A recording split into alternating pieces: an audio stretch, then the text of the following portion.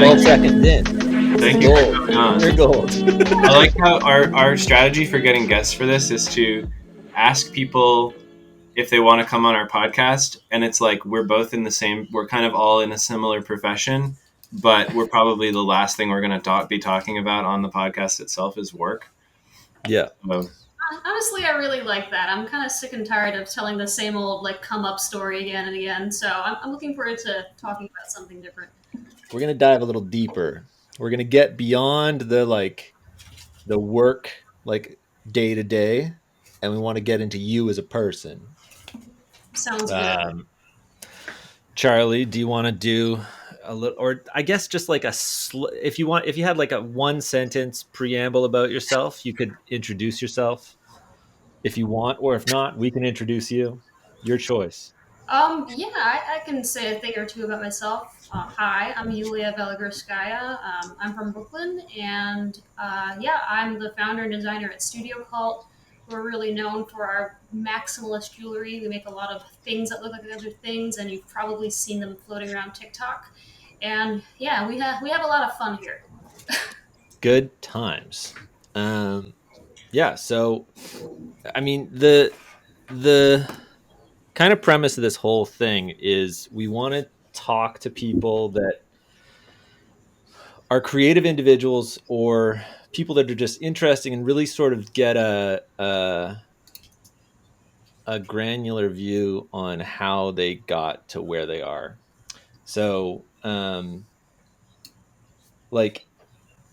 your origin story, almost not really how the not how you're doing the work now, although that is an interesting story, I'm sure.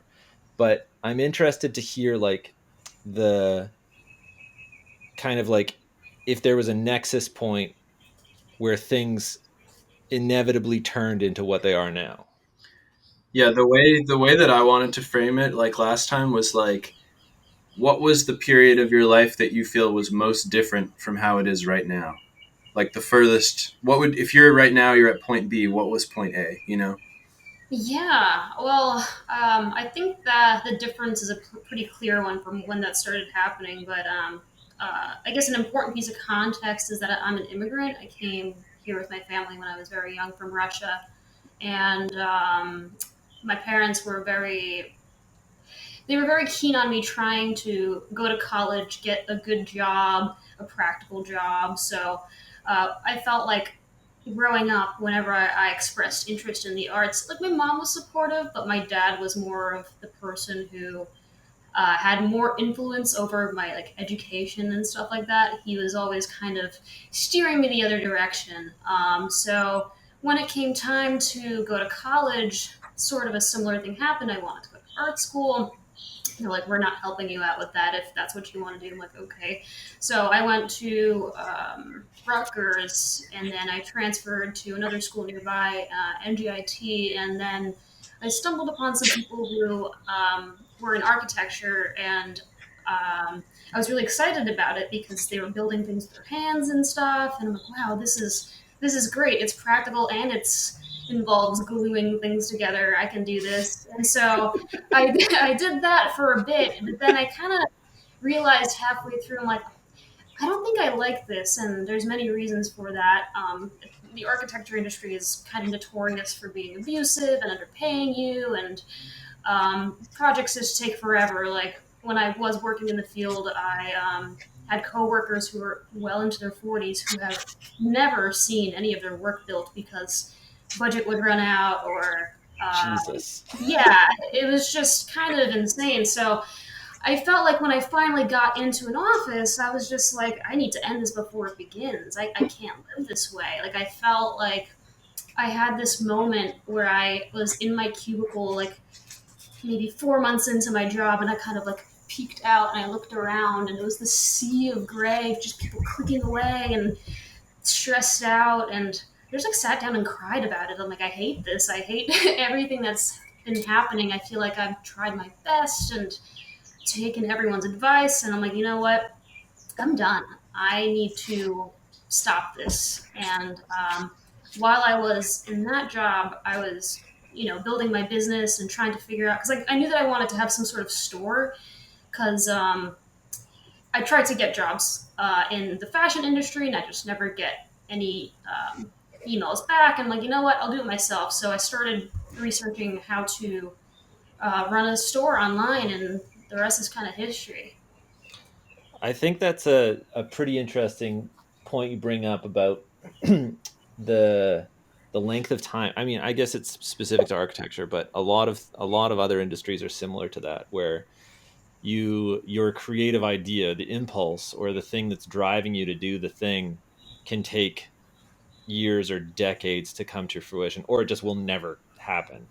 And you're now, I mean, all of us now work in for ourselves, and in a way where our ideation from the sort of creative pinpoint of it starting to it being something we can hold, that time frame is a lot shorter, and the kind of satisfaction that you get from that is, there's something intangible to it, like, even though it is a tangible thing that we're talking about. It's like you finally get the thing in your hand, you're holding it.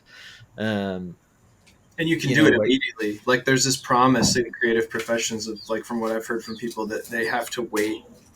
It's not even waiting to have something come to fruition. It's just this like presupposition that eventually you're going to be able to have autonomy. It's like, oh, if I just keep working hard, it's kind of like, oh, if I just keep working hard, the boss will notice me and give me a promotion, or I'll be able to finally make that album I want to make, or make that movie I want to make, or and it's like, but all the while you're like, I have friends who are doing this where it's like they want to be doing X, but they have to like edit a reality TV podcast for a Vox Media or something, and it's like that dissonance. I feel like can put people in a depressed state. I think that, and there's this like sunk cost fallacy that also comes into it. It takes so much education and you put so much time in. It's kind of, it did feel to me, even though I didn't get that far into my career, like a bit embarrassed. Like I felt like, oh, I'm giving up, or like I failed at this or something. And I think that also keeps a lot of people in the positions that they are in when they're not, self actualizing as a creative professional. yeah, oh man, it's so, that type of thinking is so defeating, right? But the reality is that all of that stuff, even if it's the like you said, the sunk cost fallacy, like, all of it builds you up, even if it's not exactly what you want to be doing at that moment. Like you, like whatever schooling and experience, and even the experience you had in the office for 4 months, I'm sure all of that informed where you are now, right? Like you're, uh, even if it's the negation of something, where you're like, I definitely don't want that. Yeah, no, definitely. I think you kind of have to go through life and you are like, okay, well, that sucks. I don't want that. And that's the only way you can move forward. But it took a lot of bravery. I think beyond the creative stuff and the education, I think uh, most creative entrepreneurs' stories are stories more of like bravery than anything else. It takes a lot of guts to just go against the norm that way and have to get your own health insurance, and sometimes not knowing how you're gonna make rent the next month, when you're first getting started. It's a lot. Yeah. There's almost an element of luck of having to be like pushed to the point where you need to say fuck you to your boss instead of just thinking about it, and then that's like the moment where your freedom starts, but also terrifying at the same time. I remember actually the moment specifically when I left. It was a day. This was after 11 months, and it was a day in June. And I left the office building on Seventh Avenue, and I felt like the sun just hit my face, and it was so warm. And just like I stood like this with my arms out from like, and I just want to have one disclaimer: the company that I worked for was really great. Like nothing against them. It's just the nature of the corporate beast. Just not you. It's not for you, or you weren't built for it. I don't know if anyone really is. I think That's a the good way point. that we go through school, it just kind of teaches you to shut up and do your work and be diligent and obedient, and I don't know. I think we're all a lot more neurodiverse, as the kids say, than believe. I think we're all very unique, and it's just a matter of how accessible that is to you, and it hasn't been beaten out of you yet. Yeah. Yeah. I mean, I remember when my oldest kid, who's 9 now, when she was going to kindergarten for the first time, there was like a parent, um, like a meet and greet for the parents with the principal. So it was like a full assembly of like every parent of every child going into kindergarten. And the principal said, like, straight out, like, we're training them to enter the workforce. Like, that's what we're training them to do. Kindergarten. And yeah, and I was like, "What the fuck is going on? Like, they're 5 and you're talking like this? This is like pure insanity." Like, I want to hear you saying that they're going to learn about how to, you know, regulate their feelings a little bit and maybe play with Play-Doh and but no, it was They're straight gonna up like, learn how to be a narc. we're learning about the 9 to 5. And I was like, this fucking blows, man. Like, it's such a, but that is essentially what it is, right? You know? It's just depressing when it's said so matter of factly. About your 5-year-old. Yeah, about It was kind any 5-year-old. But I mean, my 5-year-old especially, I was like, I'm raising weirdos, all right? Yeah. of There's like an underlying fear to like everything I feel like that we're expected to do. I can feel that already with our baby who's 2, and there's parents who are not even 2. She's a year and a half. I don't know why I said she's 2, but there's 2-year-olds who she knows who are starting, um, these before school programs and preschool programs, and even then there's this. You can feel kind of the adults projecting their own insecurities about the future of their children, 18 years from now onto them. It's And so wild. they're barely out the womb yet. You know what I mean? It's insane. what do you do in preschool? I don't even understand. Like, Yeah. are you even conscious at that point? I don't understand it, but it's like, I guess in LA they all feed into each other, so it's this domino effect where everybody's like, oh well, if I get them into this program, then they go to this preschool, and if they go to this preschool, then they can go to this private school, and if they go to this private school, then they'll go to Yale, and then they'll become I don't know, then they'll go work at an NGO or something. I don't know. They'll go work for Uh, Raytheon. All awful. I'm trying to start now. This is when her Raytheon job application starts right now. We need to get from point A to point B over the next Don't worry, 18. I'll visit and I'll take Eloise tagging in some random alleys just to Perfect. balance it all out. Yeah, that's good. Be like, where'd this Uh, crack pipe come from? Oh, what? that's Uncle Morgan's crack pipe. Hey, wait a minute. Come on. I don't share those. That's germs. There's too many germs on there. Too many germs. I'm not into that. Well, while we're on the subject of like how fear, I think we've come to kind of the conclusion that fear powers all of society's expectations of us and cultural norms and workplace etiquette and stuff. So, what in your, you know, I mean, do we just ask what's your biggest fear? I don't really need to contextualize it. I think you just did. No, I know, but I'm thinking like, oh, do I frame this in a particular way, or it's like, oh no, what does biggest fear mean to you? You know? Well, yeah, I think it's a pretty important question. for Let's put it that way. sure. I think, well, going back to the cubicle scenario, I think I feared not living up to my potential, really. Not for anyone else's metric of what, that if it's good or bad, but just my own. Like, I knew deep inside that I wanted to make things, and if I have to spend the next 30, 40 years of my life not doing that, I think I'd just rather kill myself, to be honest. Yeah. I mean, it's a strong impulse. Like, I remember uh before I started Inner Decay, I remember telling my wife Karen, I was like, if I'm ever gonna make any money in this world, it's gonna be by my own steam. Like, I don't know what it is yet, but that's the only way I can see it happening. Because I was just like, what I was working in the arts, but I was working as an assistant, and I didn't really have the wherewithal to do it whole hog. So like I just felt like I was just always going to be an assistant, like always helping somebody else achieve their vision. But once, like you, like that light bulb moment for you in your cubicle, once you have that kind of thing happen, everything opens up. Like the realm of possibility seems so vast. And even now, I have things I want to do, and it's not a matter of like, oh, I can't do that because I've got this other creative job. It's just a matter of like, well, it will happen, but I'm just measuring it in time now. It's like I'll do that in over the next 18 months. I'll work on that thing, but it's my own time anyway. So it's not like I don't feel like it's running out anymore. Whereas when I was working for other people, I constantly had this feeling of like, time is running out. Time is running out. Yeah, definitely. It seemed like, again, talking about the cubicle moment and looking at the people next to me, I just felt like I saw 20 years shrink into what would take 5. I experienced that lack of time, and that was very frightening to me.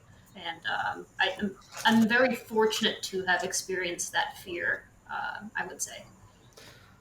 It's not often that people talk about fear in that way as being fortunate to have experienced it, but I agree with you.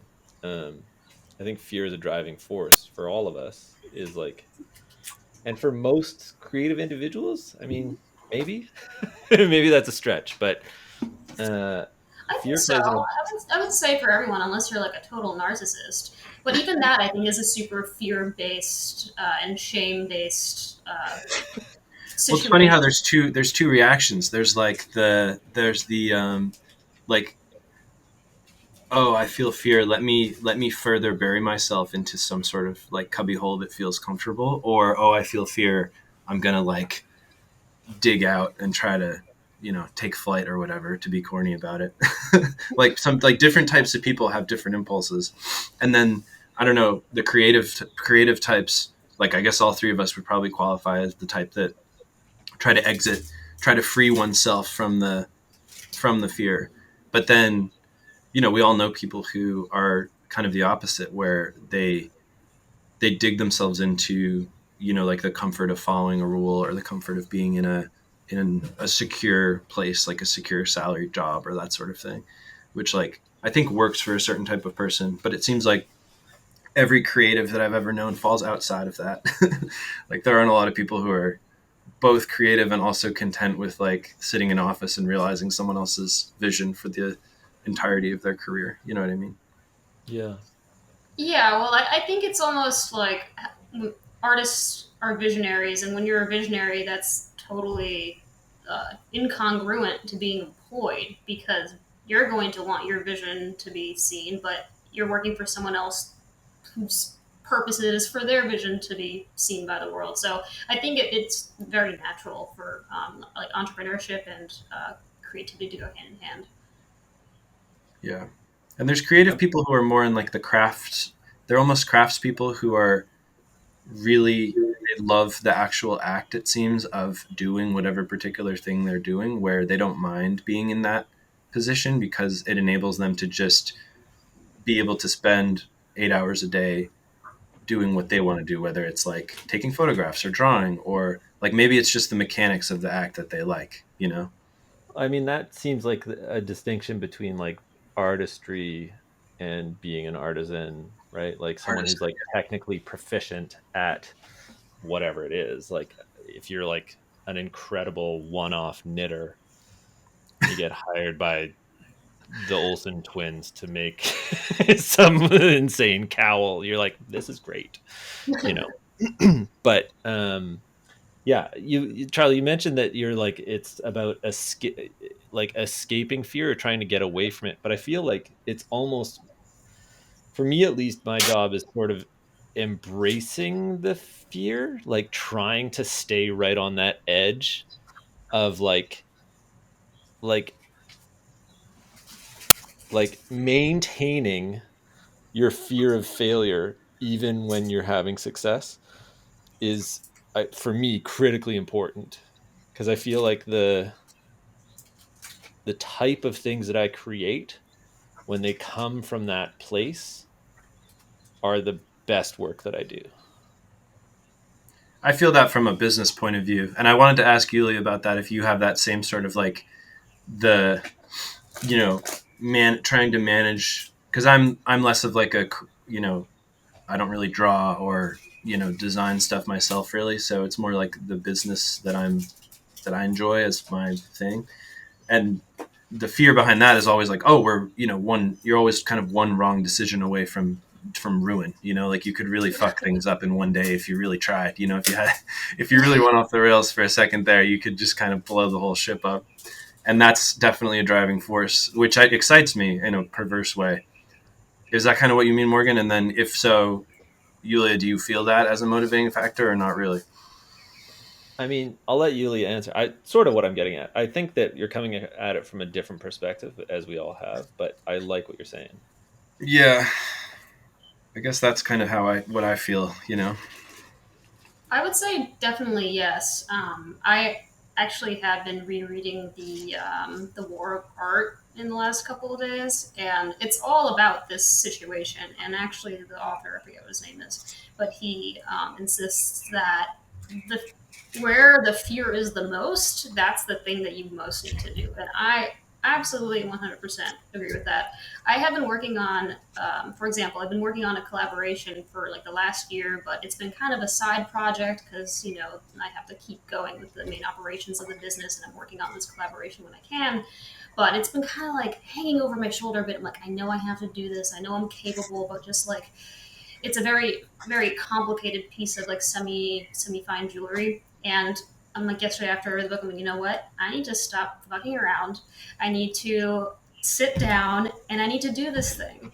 And I did it, and it's like one of the best pieces of jewelry I've ever made in my life. And I'm just like thinking back for all these months I've been procrastinating on this thing. And um, yeah, I now, after rereading the book and this experience that I had last night, I'm like, you know what? I'm not going to let this fear and procrastination take over my life because it's like one of those things that also it balloons out of control, and then when you actually sit down to do it, it's never nearly half as bad as you think it's going to be, no matter what it is, whether it's like doing your taxes or paperwork. Like, it's not that bad. Just sit down and do it. Yeah, we really like torture ourselves in our heads about stuff. I always think about that the older I get. I'm like, wow, I don't know. Like, for me, it used to be like talking to people and having to engage with people, and the dread of like having plans or having to go to a party or having to hang out with people. And then you're like, oh, it's really not that bad. And then you're kind of giving yourself exposure therapy by just doing something. And then you're like, oh, it's really not that big of a deal. Yeah, I I agree with what you're saying, but at the same time, I want to really speak up for the benefits of procrastination from a creative standpoint, because I know what you're saying. Like there is a certain part of it where it's just like you got to do the thing, right? Like you got to do the work in order to make the thing happen. If you don't do the work, the thing's not going to happen, right? But if you had tried to do what you did last night 11 months ago, do you think that you would have been able to execute it as well as you did last night? Well, I think since then I have made a lot more jewelry and I've gotten into more of a stride. However, I do think that I could have at least made this 5 months earlier. Like, there was no, Okay. I think for me,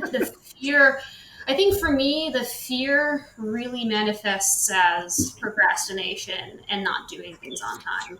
I think that's what it is more than anything. It's like this fear that, oh, it's not going to come out that good, or like I don't know how to do it, or like I don't have enough time to like learn this new technique on my software to get this effect, or I make up all these excuses in my head, but it's all just like being afraid of failing, I think. And I'm like, you know what? Maybe I just won't do it, and then I can't fail.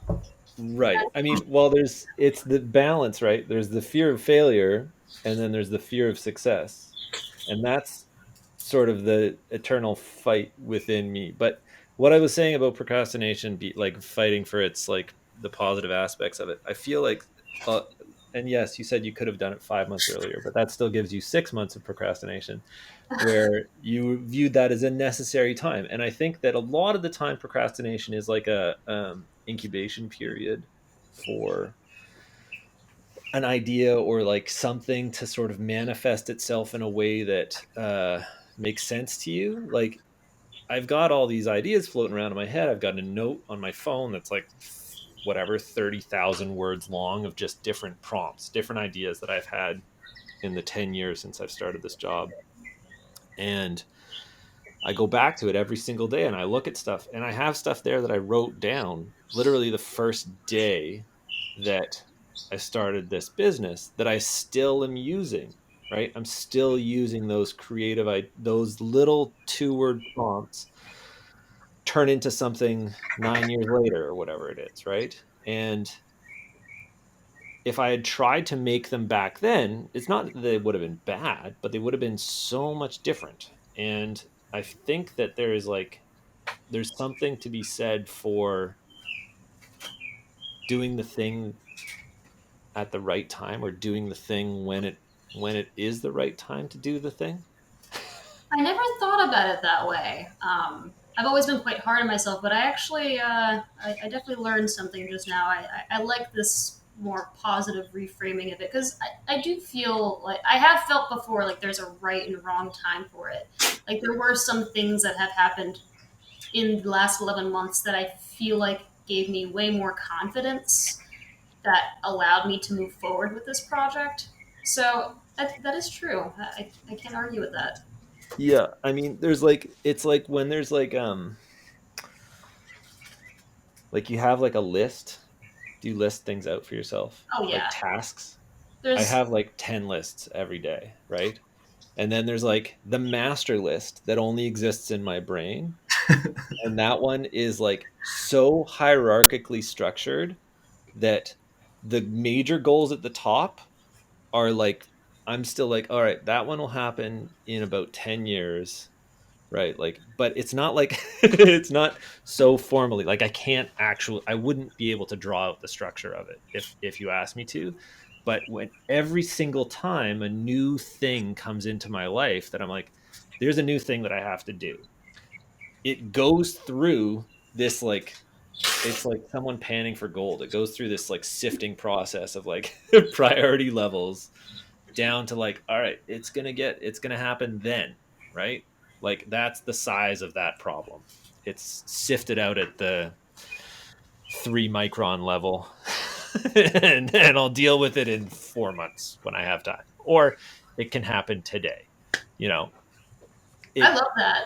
I'm always very curious as to how people keep their notes because I've tried so many different methods, the bullet journal and all that stuff. But honestly, like I just got down to the sticky note, and that's what works for me. And I keep writing down sticky notes over and over, and it kind of helps me see like, oh, well, this task has been here for months. they're all over my computer. I stare at them all day. You guys both do it with physical, actual notes. I can't I've do got it on the computer. Like I've tried, but if it's out of sight, out of mind for me, like I don't even remember the file exists anymore. yeah. It's gone.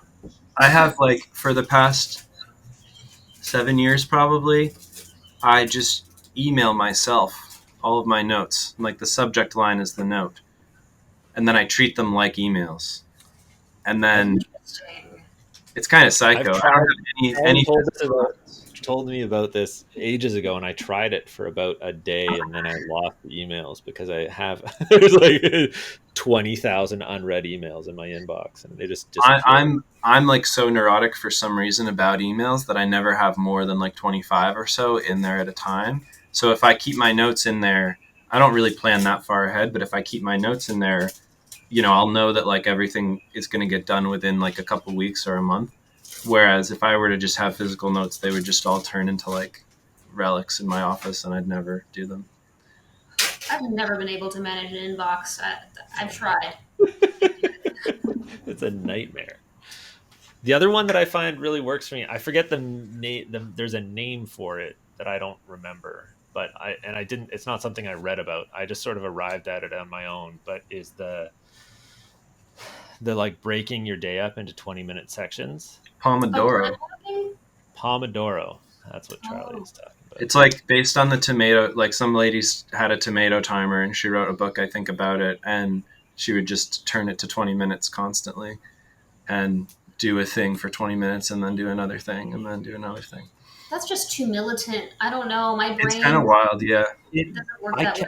can I'm not using a timer, but if there's a day when I've got like a shitload of stuff on my honey-do list that's all like critical has to happen that day, if I make just like a note and then I'm like, all right, I've got 20 minutes, just like mentally, like 20 minutes to do each of these things, then it's like manageable somehow. Whereas if I allow myself to just be like, all right, see what happens, maybe 3 of the 25 things will happen. But if I like, if I have it as a list and I'm like, okay, that's 20 minutes, I'm going to do this for 20 minutes, and then I do it and then I cross it off. I'm like, all right, now on to the next thing. 20 minutes, do it. Cross it off, cross it off, cross it off, cross it off. That thing of crossing something off your list, there's it's a type of satisfaction that is unique. Like there's like Yeah. something so visceral to it to be like, fuck that. Like, Like Yes. the physicality of it. yeah, Yes. Bye. yeah, goodbye. That's it. You're out of my life now. I started doing this. It's kind of like a bullet journal, but not really. But it's the only thing that's kind of stuck with me besides the sticky notes.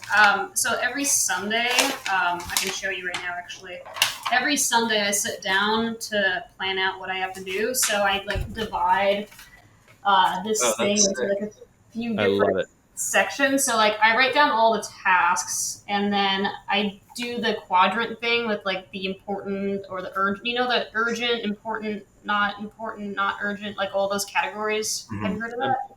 I'm vague. I think I read one thing about it one time 5 years ago, but I get the gist of it. Yeah, pretty much. And then I just have like a general notes section for the rest of the week. And then I have like the 7 days of the week. And then I try to put all those tasks in the week. And then that's what's been working for me lately. I love it. That's really Yeah. cool. I love seeing the structure of that. The physical part is so cool, like to be able to see the way someone's brain works, like in an actual document that you're writing by hand, is cool. My wife does that, and I'm like, wow, you really, you know, systematize. Yeah, it's for me, like I really need some kind of order and structure because my mind is very much a soup. So if I don't have systems in place, I feel like I can't You function. have to impose it. It's not that you're naturally systematic; it's that you have to like impose it on yourself. Yes. Otherwise, you're a mess. I see. Yeah. Right. Like actually, I have friends that come over to my apartment and they're like, "Why is it so clean here?" And like they'll open up my medicine cabinet. They're like, "You're a sociopath." I'm like, I just have to have like order in my life, or else my life falls apart. Like it's. I like it helps me in my work a lot to not have any distraction or crazy stuff around. I don't know. It's so funny, like that creativity can manifest in so many different ways. And like I agree, like at a base level, I agree with you that not having clutter around is helpful. But there's an equal, and maybe actually not equal, there's a much larger part of my mind that's like, you got to have all this shit around you. Like, you got to have like 30,000 things on your desk at once, because that way, if you have the thing that you're looking for, it's right there. It's right where you left it. You know where it is. You can look at it and pick it up. Like, so, It's so true. I, I know what you're talking about. Like, I see the benefit of the clean space, clean mind kind of thing. But I also like I fall back into this every day of just like it's like a hurricane has gone around my desk. I think everyone's just super different, and it's what works for you. There's no right answer. I've read every like self help book, all the like Marie Kondo stuff I've read. I think it whatever. helps you, and it's not going to be the same for everyone. No, but it's cool that you found the thing that works, right? A lot of people don't find the thing that works, which Well, is there's lots of other things that don't work in my life, but yeah, but if this one thing didn't work, then we wouldn't get to see all the amazing things you create, right? that's true. Yeah, yeah. So It brings we me a all lot of benefit. zen, which definitely, like, for me, I love sitting in quiet. Like, I like being alone. I'm a pretty solitary person. And I feel like that's the only time where I have like any kind of clarity. I also like working more at night because no one's emailing me, and there's just, I don't know. It's easier to uh, it's easier to be like concise and come to like clear arguments about what you're trying to achieve. Yeah. Do you listen to music when you work? Sometimes I can listen to music when I'm doing busy work, or like I'll watch reality TV or something. But when I have to like write like a serious email, or like come up with a new idea, I need like total silence. Wow. I think I share that with you. Like I can't function my it totally clouds out the rest of my brain unless it's like a like minimalist techno or something. That's the only thing where Yeah. I can sort of like do the creative work. But if it's anything with any lyric, Oh yeah, forget yeah. it. Like I hyper focus on the lyrics and then I'm like, what am I doing? Like, what is happening here? Yeah, I can't have any kind of like talking or anything in the background. Like I used to love listening to podcasts when I would commute to work, but I haven't listened to them in a while just because I don't have the free time to actually like, sit down and enjoy them as much as I would like to. They ought to make wordless podcasts for us creatives. It's called brown noise. I listen to like metal while I'm working that's so abrasive that it kind of just melds into ambience, and that and then and it gives me energy. I'm like, okay, you know, it's almost so intrusive that it focuses me. Just sounds of industry. Yeah, just yeah, not quite noise, but just like really, really loud, like death metal, And then I can write like the best email of all time. Really? Yeah. No Oh way. yeah, That's I'm pretty. so like when I my last job that I had before, I guess not my last job, the second to last job I had before doing this was working for an artist who was like this crazy audiophile, had this amazing sound system in his studio and a really, really extensive record collection, like fully obscure, insane discogs, like one of five produced kind of thing. That's awesome. But his taste was all over the map, and he would play stuff that was intentionally abrasive because he knew it would like piss me off or make me like uncomfortable.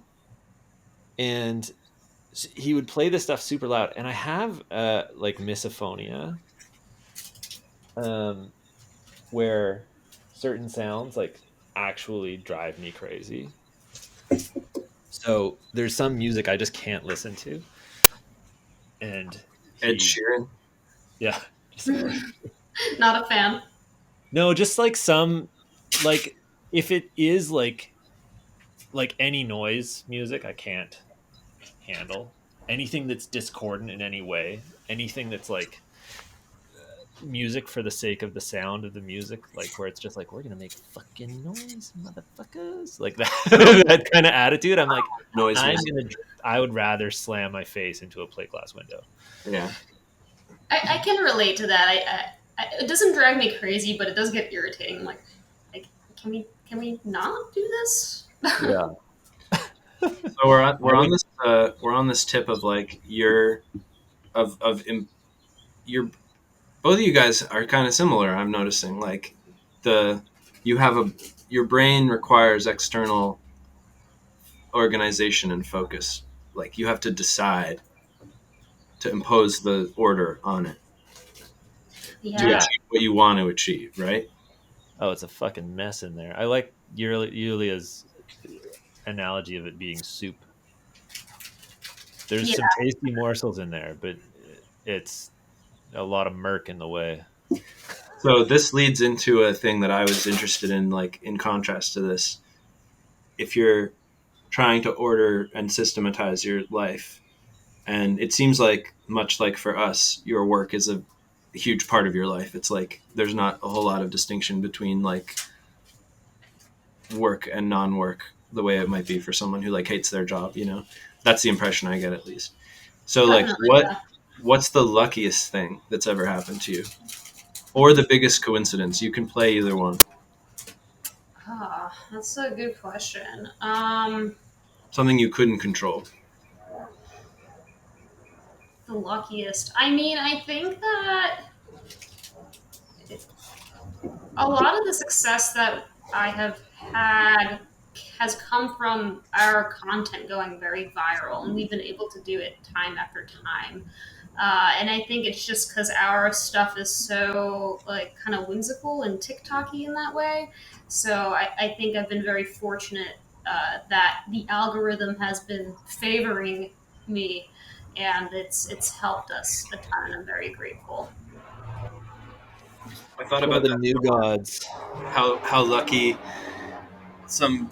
I felt that too at a certain point where like no one, when we were starting what we were doing, no one could have known that there would eventually be this hyper intelligent entertainment robot wizard that's showing billions of people specific things that have like a mathematical visual novelty factor that like we don't even understand, and that like some stuff happens to fall into that and some stuff doesn't. Like I've been watching all of our favorite illustrators on social media really struggle to adapt to that because their whole thing became posting static images of their work. And so, and they're not like entertainers, they're illustrators. And they're like, well, how do I make this into short form video? You know what I mean?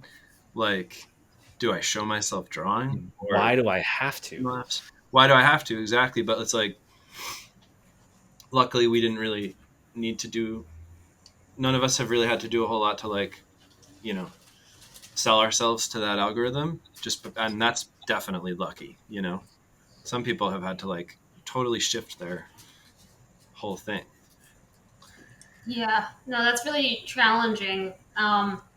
It's kind of tough. I feel like I do have a lot of artists that ask me for advice about social media, and I think the thing that I do like to preface that conversation with is like it's kind of tough love, but when you sign up to be like independent creative, you are signing up to be an entrepreneur, and you might not even know it. And in that business is like a whole like marketing section of your operation. So it's like even if like I didn't want to make videos actually in the beginning. I just knew that TikTok was blowing up and it was the right place to be, and I knew that I had to do it. But like I hate hearing myself talk. I hate being on video. I don't like being perceived at all. But I'm like, you know what, I'm gonna do it. And I think that it's another one of those like areas of fear that like very solitary, like hardworking artists have, where they just kind of want to do their thing. But I think, as crazy as the world is and as evil as the algorithms can be, it is what we have to work with. And I think if we can see it as an opportunity and just do what we have to do anyway, even though we don't want to, it really does help. And reels have been. What's really interesting is that still images versus reels. I have never gotten the success from still images that I've gotten from reels. I have reels that have like over like 200,000 views, no likes on them, and I've never gotten that from a still image ever.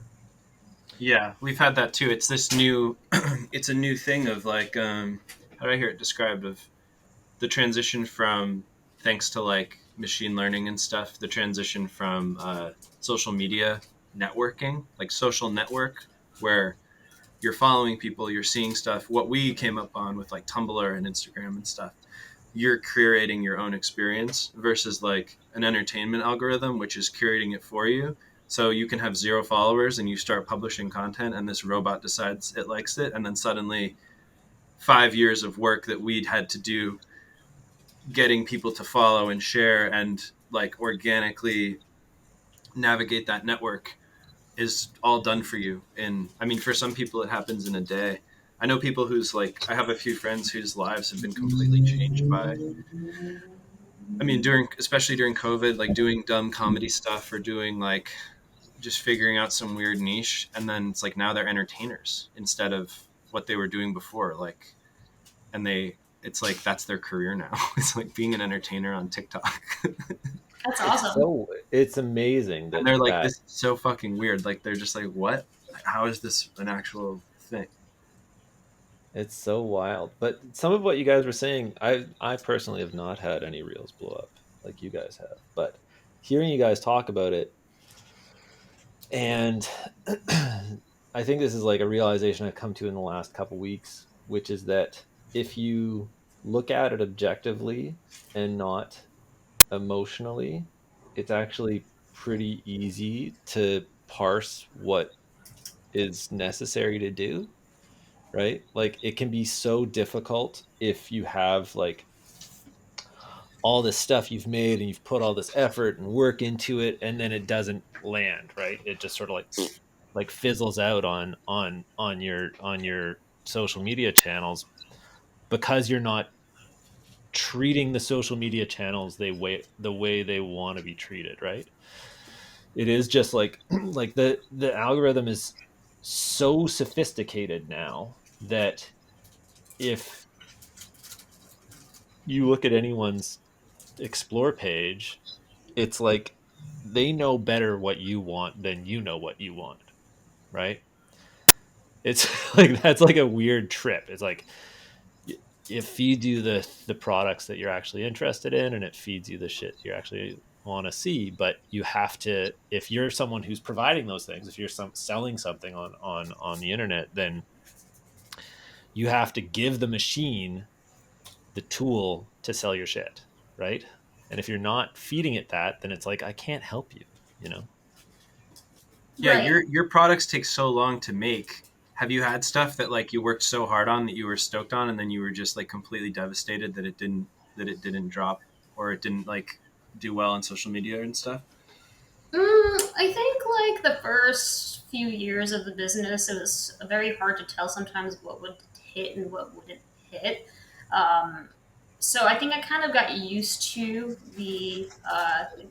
I couldn't really predict for a while, but now in the last year of the business, we've been kind of working. We've been making a lot of these earrings that look like things that go in your ear, and we just realized that like formulas work really well on TikTok and Instagram. And what I mean by that is that people want to expect a certain thing from you. And if like, have you ever noticed how like these artists on Instagram who kind of have like a format is really what I'm talking about. And if you can use a format and keep building on that, that's really what provides you with that like consistent sale and anticipation. And every release that we've actually had with this gimmick of like things that go in your ear, they've just been doing progressively better, and almost every single one of them is like a bestseller now. Um, so Because you become that's your thing, and you can have right. other stuff too, but like that's like the sales pitch for the stranger who doesn't know who you are. Exactly, and then that also it's a big snowball now, and then the people on on social media are expecting it, and so they're going to like it. Then the algorithm's going to like it, and then it blows up. So like, it's about like creating that like flywheel, like that rinse and repeat. Like it's still creative, but it feels like a before in the business the first 3 years of what we were doing, I just felt like I had to keep doing these insane creative flexes, like reaching into the depths of my mind to like bring about the next viral sensation on the internet. But it's The 8 inch pin that you made, I remember that like giant pin that you had. oh yeah, I think that's how I originally maybe discovered you. I the Oh want to say. yeah. picture Yeah, frame, there we go. Look at that. the Photoshop, three-dimensional Photoshop window. You know, And then like could you show the viewer your ear, the either one of these, because it's cool to see the evolution of like how far the actual like conception of your products has come. I mean, they're Yeah, like yeah. gorgeous pieces. They're gorgeous objects, you know? Thank you. Yeah. So this is a screw. This one's not released yet. We'll have this in like a month and a half, and then this one we're coming out with um, in like 8 or 9 days. These are gonna come out. Yeah, we have like another one where. Um, You saw it here first, folks. Exclusive. That'll be the YouTube algorithm. Exclusive, crying, laughing emoji. oh God. Studio Cult, new drop, coming. Silly Fire face. emoji. Yeah, So we that's have. basically just made. That'll be in the JPEG. Yeah. Yeah, that's sick. God, I hate that. I hate it so much. Like you're Mr. Beast. Oh. Don't Okay. worry, I got a good still of you there. We'll pull Okay. it. We're taking it Those day are by so day. cool, I though. won't hate you if you use that for the thumbnail. We are just pictures on the internet. You gotta feed the algorithm what it wants, Yuliya. It, It wants a bunch of people doing this. Yeah, we're gonna have to figure out what's our stupid thing that we get to make the clips of the podcast go viral. You know what I mean? Yeah.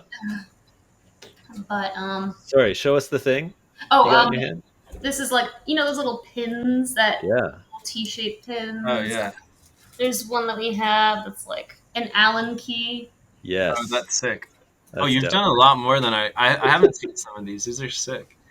Yeah, there's a lot. We have these we're still working on, but they're essentially these alphabet letters that are like hang on your ear, so you can get one that's like your name. Someone joked, and they're like, "I'm gonna get one that's an F and U and wear it to my job." Oh, that's cool. So you have the That's whole dope. alphabet?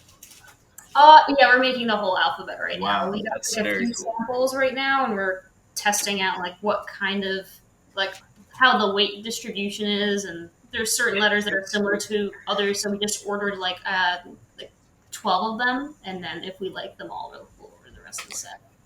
I love that there's this like as we each go our sort of divergent ways in creativity and doing different things, we all inevitably develop um, a lexicon, a vocabulary, but also like a skill set that is like you can't. No other thing would get you the skill set that you have now, other than what you're doing specifically.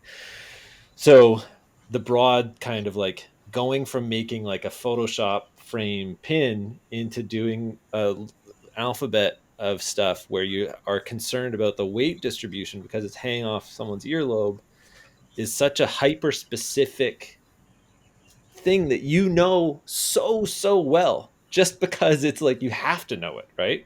Like I love those things. I love these little niche kind of like uh areas where like I'm sure if there was another industrial designer here, you could talk for hours about weight distribution of jewelry. I love it. Probably.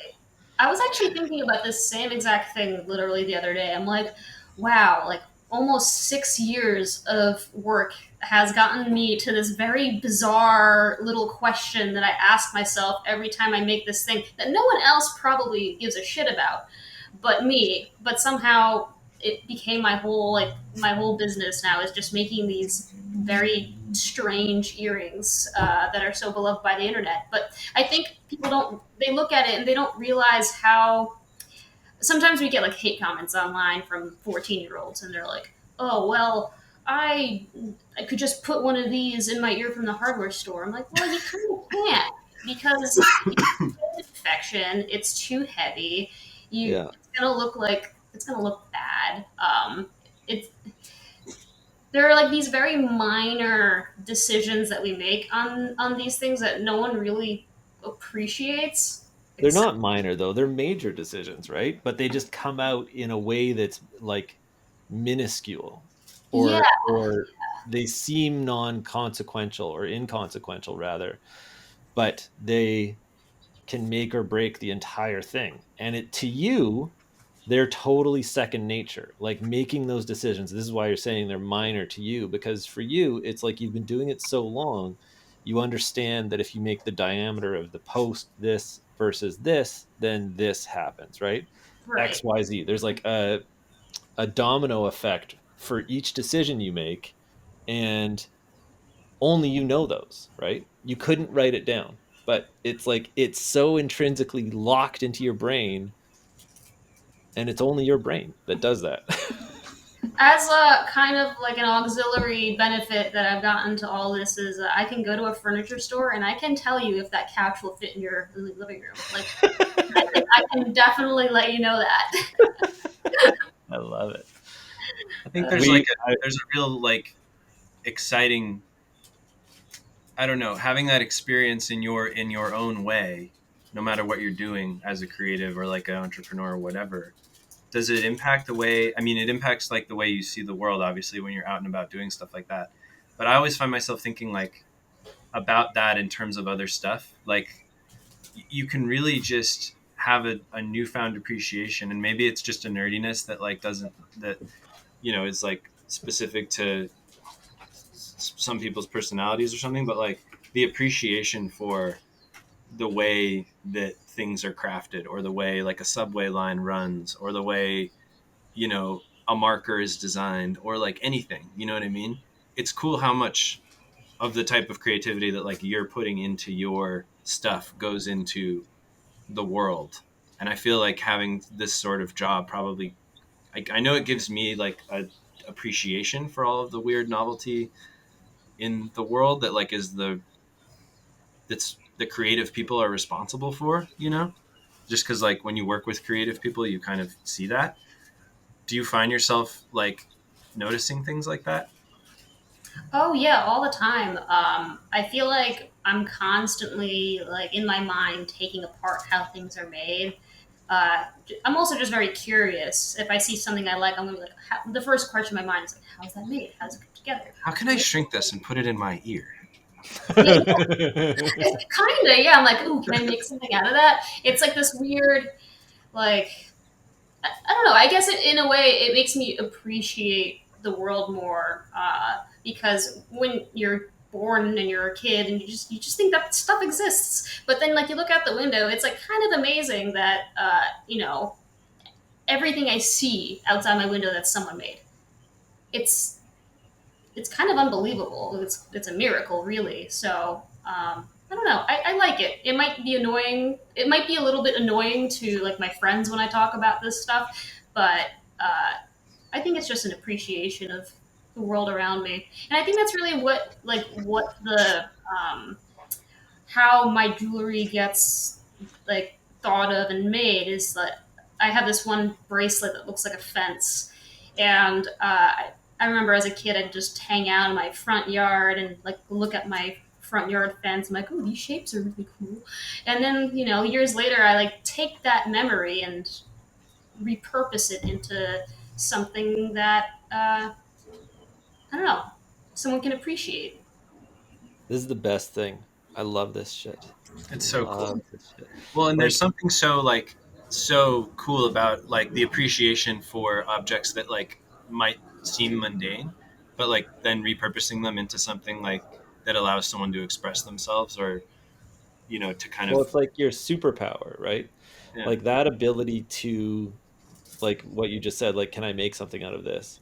That's occurring to you constantly as you're out and about is, um, it's such a gift because you see or you're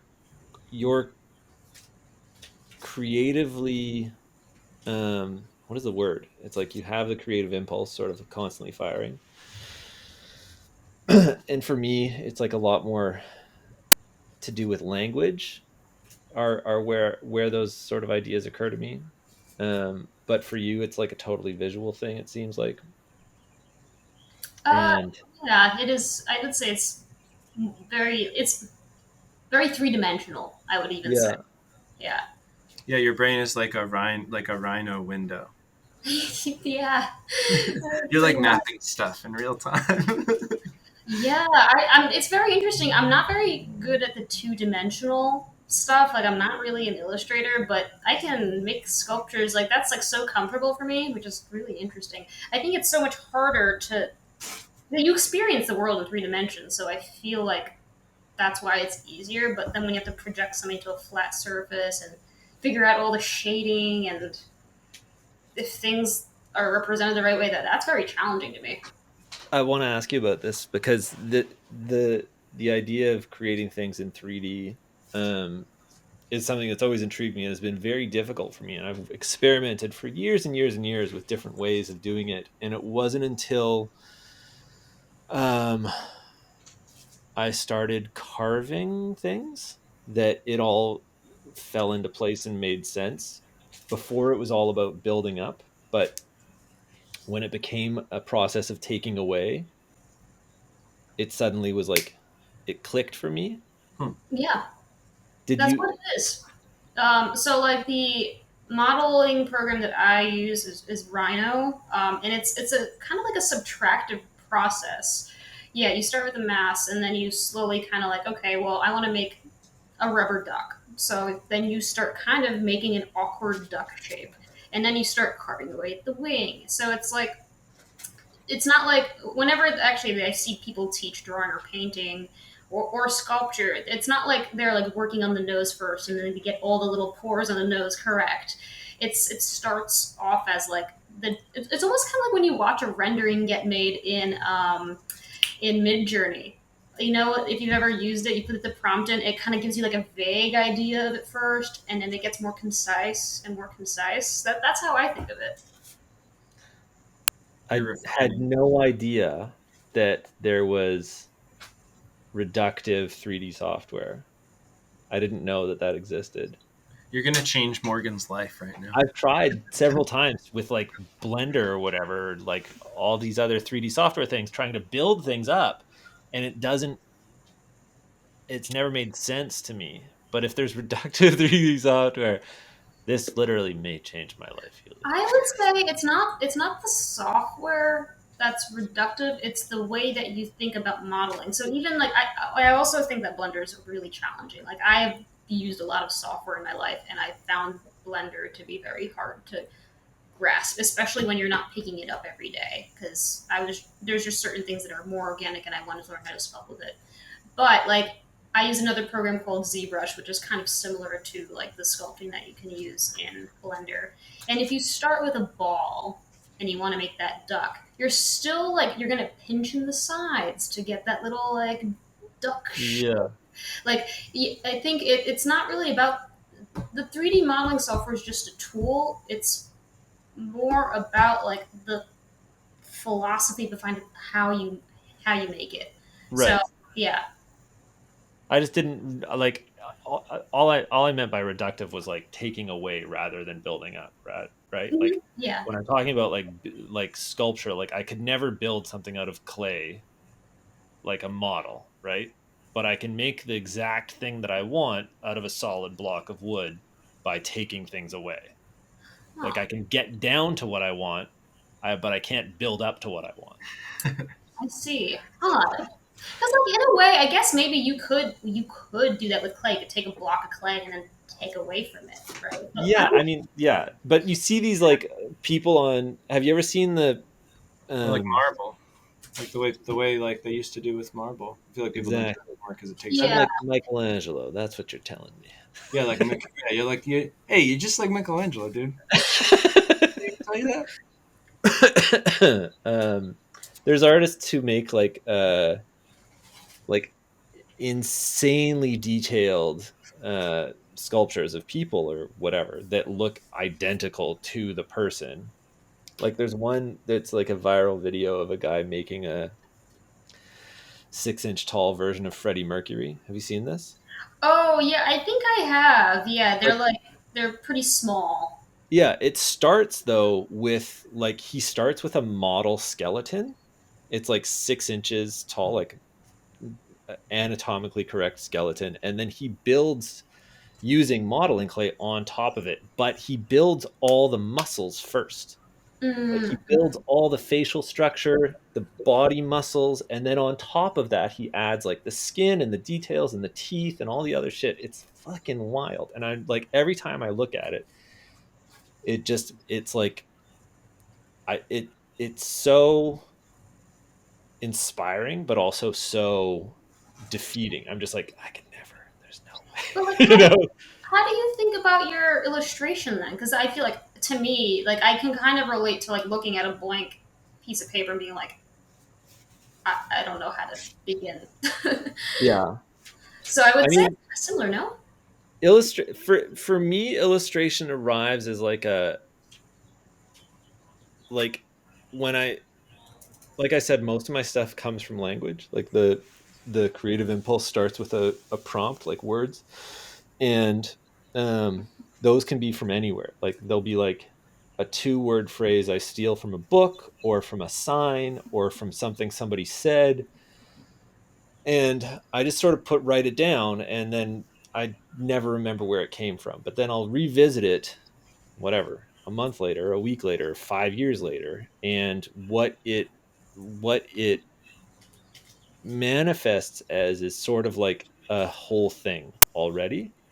Like it just is the thing. I don't know how to describe it. So it comes to you like in a flash, like a vision from starting from like the It's note. it's so I guess sort of. It's like there's no other thing that it could be. Once it occurs to me what it is, that's what it is. It's like there's like this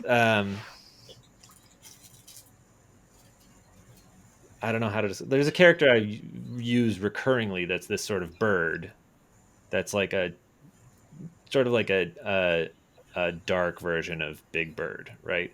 Big Bird's like this cheery kind of like happy-go-lucky, and the bird that I use is like this optimistic nihilist.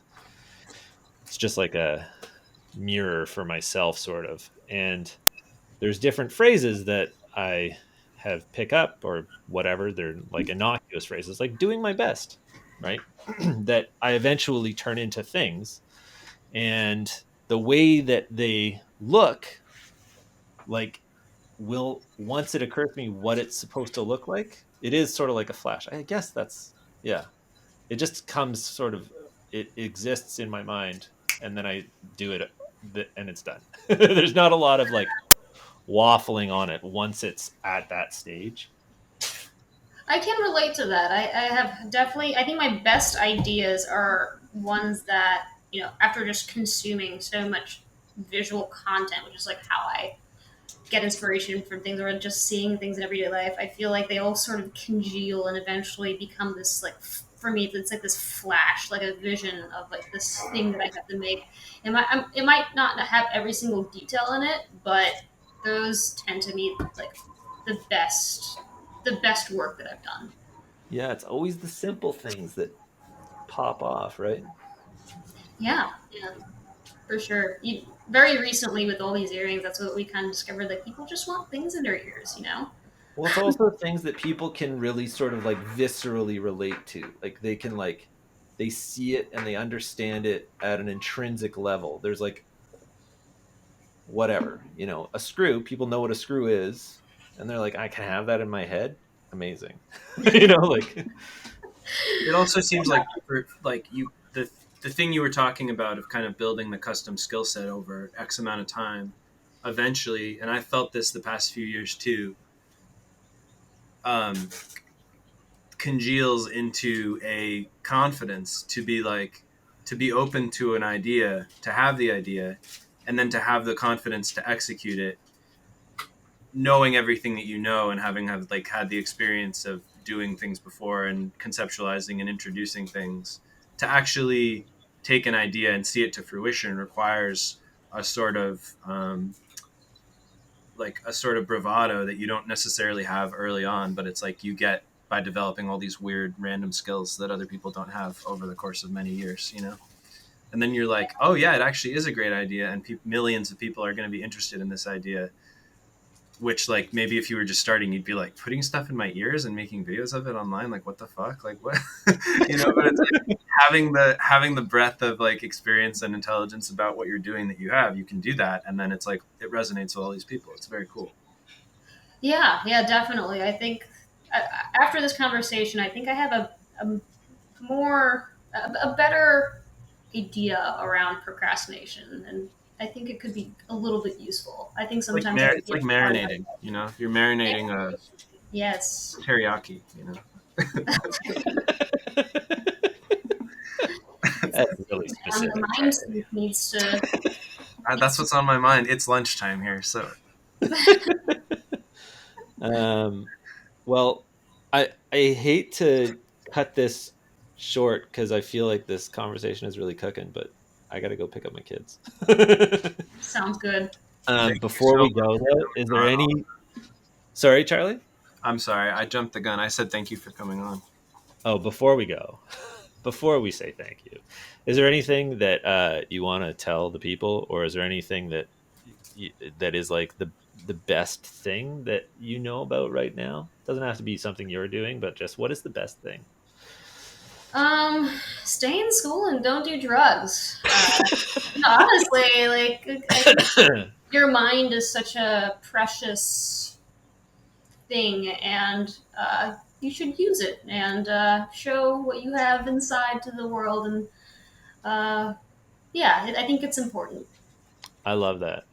Have you guys read about this, like this idea that you're not fully yourself until 25? Like your brain hasn't actually developed until that I was age? reading that the other day in the Like context of like drug use, which yeah. a lot of people fuck their brains really early So nice of them to come up with that after we're already after we older. all like zooted ourselves. Yeah. I think so. I'm gonna be 29 this year, and I feel like Holy only shit. I feel like only now do I have like the confidence and like the idea of self that feels very concrete. It took a while to get here. It It's was weird. definitely wasn't when I was 20 or 22 or 24. I think like 20, even no, I would say 28 for me. Yeah. Wow. That's when it starts. I feel that too. I had that same feeling. There's one thing also I want to do this now that we're relaunching this because another podcast that I like does it. What's like one piece of media that you want to shout out? What, it could be like an album or a film or anything like that. um. Song. So my biggest inspiration, my work is like early 2000s trance music. So I love ATB. If you're trying to get some good vibes in your crib while you're working, or just you're in a bad mood, it's kind of hard to be sad and listen to it. It's very like kind of like airy and like happy, and I like it. Perfect. Fantastic. Yeah. Thank you so much for joining us, Yulia. This has been Normal Adult Human. Until next time, I'm Morgan. I'm Charlie. Thanks, Yuliya. Thanks so much, guys. It was a pleasure. Bye. Have an awesome weekend. You too.